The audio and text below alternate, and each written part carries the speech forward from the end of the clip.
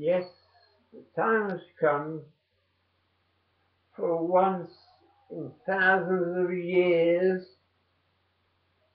I'm not talking about me, I know I'm getting on, and I've had experience which has shown me the reason why, or more interestingly said, the motives why Jews have been so badly treated right through 1,000 years. There must be a reason why something fundamental may have happened. It's quite simple. Because 3,000 years ago, the Jews went from being farmers to city dwellers. They then went into different parts of Europe, and they lived under first the Roman Empire. But then about 1,100 years ago, in this country, which is shortly to have the most cowardly lot of scum in history, promising politicians, that is, promising to do this and that when they know they haven't got to do anything. They can murder people as they have done in the Middle East. They can rob people through the criminal activity of corporations whose function is to destroy all small businesses that get bigger, till eventually the bomb will explode. And what you don't want to see will happen. A revolution backed by hatred of the scum who promised and never delivered and got rich themselves and created millions of poor people. Well, my friends, I say this to you now. Who are the best people in history who have survived every form of antagonism, hatred, and jealousy with their lives? The Jews are those people who lived, yes, in Palestine a long time, and then they were dispersed in different parts of the diaspora, it's called. I don't want to use long words. I'm not one of these professors, parasites from university, who only think in terms of long words to confuse people. I don't need it for that lot of scum. The only people we want are those who produce what is necessary to live on. Manufactured food, housing, clothing, transport, medical care, and personal responsibility for all those with authority. Without a criminal system of lies, which they call the justice system, 100,000 laws made to destroy the lives of those who haven't got much money. Because money comes first. With the injustice system is what it is. And it's created by countless scum like Cameron and all his ilk, because all his school friends from public school, nothing wrong with public school except they've got a privileged background, they know not even the slightest how to run a work school, they've never struggled in their life, so they do not understand life, and they treat us all as plebs. The word pleb comes from plebiscite, meaning putting a vote to ordinary people, which now they hold in contempt.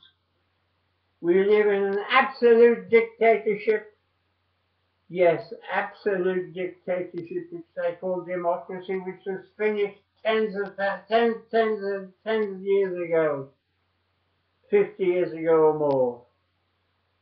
I'm going on from one thing to the other. Yeah. Because just after the Second World War, after the excesses of the Nazis, and I know more about it than probably anyone alive, so I'm talking from experience of what happened to my family. No, I am not Jewish, but I shall come to that.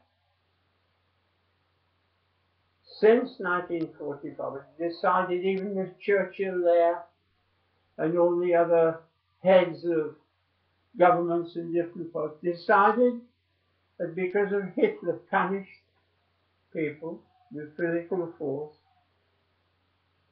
that they were going to eradicate physical force totally. In other words, all punishment would come to an end, which is what's happened.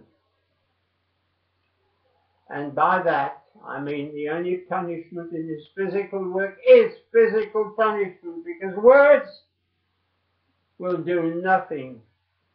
Sticks and stones will break my bones, but words will never hurt me. You can now go into a bank, rob them, shoot the cashier, take all the money, and you might get a week or two in a five-star hotel. That is the whole problem of what everything else happened. The cowardly scum, lawyers, the vermin of the earth, liars who only do it for money. Justice is their biggest enemy. They hate justice, but they love the law of evil. I shall come to that in another speech in detail. Now the Jews, yes, eventually were nearly wiped out by, you all know who.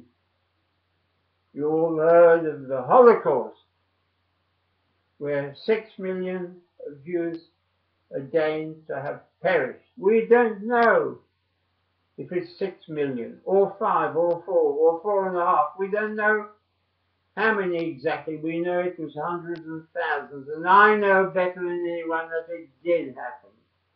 And I will tell you a little story at the end which will bring tears to your eyes. But Jews are the kindest, warmest, most helpful to the underdog that there exists in life. And in this country, where corporations are encouraged by the scum government of liars, thieves, criminals, murderers, yes, murderers in Iraq, like Blair and all that scum, are allowed to get away with it. And this has put our lives at risk, especially Jews. Put our lives at risk, as happened with the throat slits of this poor Lee Rigby.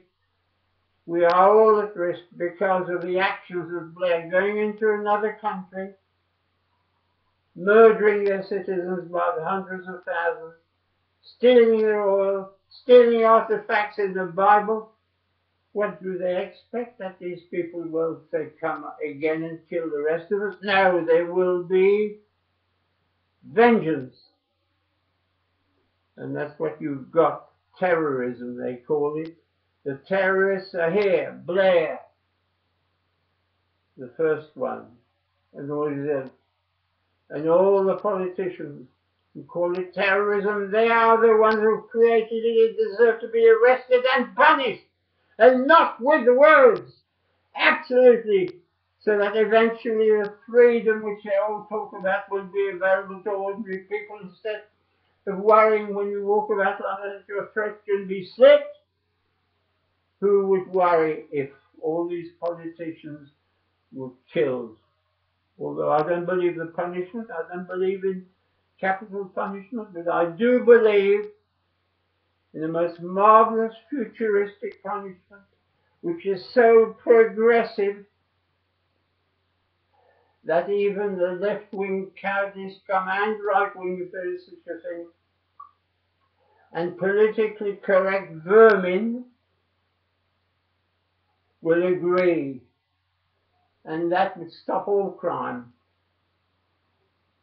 And it would be physical, yes, known as a 3-in-1 machine. One hole for each hand, one for the head, on the platform, with a notice of what they're guilty of, so that they can be pelted with nothing that would kill them, but not anything very pleasant. After a few hours each day, they would change their attitude, these parasites, and they would be absolutely convinced of the truth of what I'm talking about now, and they would obey it, because if not, they would get it again and again. And I'm only talking about a small part of this country called Norfolk, with enough food and enough North Sea oil to give all we need and to be self-sufficient and to quit being part of the, not only the criminal UK, which it is, but also to be absolutely divorced from the EU, a criminal organization created by Hitler. And not only that, all those who created the EU were ex-SS officers and members of the Nazi Party, even one who designed and was in charge of the concentration camps. I shall come to that in a very detailed speech. But I say this to you now, if you had the Jews who've been so badly treated, and it's because of their religion that they've become such good people, Judaism teaches that if you're rich, you should help the poor, and it is your duty always to do so, so that there will not be so many poor, and so that also there will not be so many riches in the hands of a few people. I'm sorry, I've made a mistake there. In the hands of so many people, there will be very few. And so the production of the country would be shared out in a way that could be called just, in the same way as we have the injustice system based on lies, only to support cowardly lying QCs, and everywhere, not just solicitors, but lawyers of every kind, who were not necessary, because instead of having them, you'd have one law: do unto others as you wish it done unto you. That's the only law that's needed. Then you would be judged by an ordinary person, preferably someone who is not terribly educated, because what we want is somebody who's intelligent. You don't get that with education if you've got 3 or 4 degrees, do you? That's a great mistake. For the time being, I can just say to you now that we need a complete turnaround in this country where it could be really prosperous. Because any day now, I'm just putting up my trousers. Sorry about that. Now, any day now, what you will get, any day, when people have had enough of the rich bolstered by opportunists, who some are talking of opportunists, yeah. You have supermarkets destroying small producers, squeezing them until they go out of business, so that they make more profit themselves. And that brings me to another thing. How is it more profit, and how is it riches get richer? They get richer because they're able, after the diabolical conduct of the law of evil, which supports only the injustice system, supports only large corporations. Once these large corporations squeeze the small producer who can take no more, they delete him. We go and buy abroad somewhere else, so that we've got to borrow to pay for what we've been producing ourselves. That is the crux of everyone without exception. Without bureaucracy, we don't need those little Hitlers, they need a good smack in the teeth, all of them. We do not need bureaucracy, we need production. And everyone in this country, especially the SS social services, who steal children from their parents, they've got it coming to them. And it won't be pleasant, and it won't be words. They should be obliged, and that whether they like it or not, they can either emigrate or stay here in Norfolk. And we will secede from Norfolk when people see the righteousness of our cause and want to double their income, which would happen if you haven't got to pay for 3 or 4 bureaucrats around your neck for each person that works for physical work. food, housing, clothing, transport, medical care, yeah, and medical care. I want to speak about that. We keep hearing about the fallacies of the NHS. Haven't got enough money.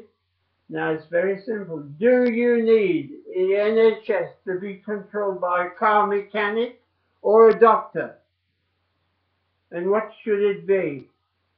Do you need half a dozen managers, 4 or 5 bureaucrats for each nurse? You don't need one. They should all be kicked out immediately. They've brought the NHS to its knees. And I don't mean compensated. They can get a job cleaning drains, I don't care what. Some of them are guilty of murder and they would have a 3-in-1 punishment for a long time. Remember that the Jews are the people to run the country, and because they help each other, because the rich help the poor, what would that do? Can you see now? Small, tiny businesses would become medium-sized ones. We would produce without bureaucracy. We would produce with absolute confidence of people being held responsible in positions of authority, but not with this scum called health and safety who are there to destroy jobs. They love doing it. They're paid to do it. And not only that, health and safety, but there's much worse. The planning department, that cowardly lot of useless parasites. Now what do? You want something? They make you wait 6 months to apply, another 6 months for this. A small builder will never get planning permission because the big ones have a lot of influence. And the government wants them to get the permission. So a plot of land costs 150,000 because they keep saying no, because this is very short supply. I would have it so that only a small jobbing builder is in charge of planning and giving out permission within a day. And nobody would object. That means that every piece of land that's available as useless could be sold to build on at £5,000 a plot, because there'd be nothing else. There'd be no tax on that either. And it's the same with the whole productive capability of the country. The rich, there's nothing wrong with being rich. They would build the factories to produce the goods that we need, the goods that we pay for from abroad, which eventually will break the country where the money comes from. You can't borrow anymore. And so with determination, without thought, with willingness to use our fists if necessary to fight the evil all around us. That's all for the time being. I'll speak to you later.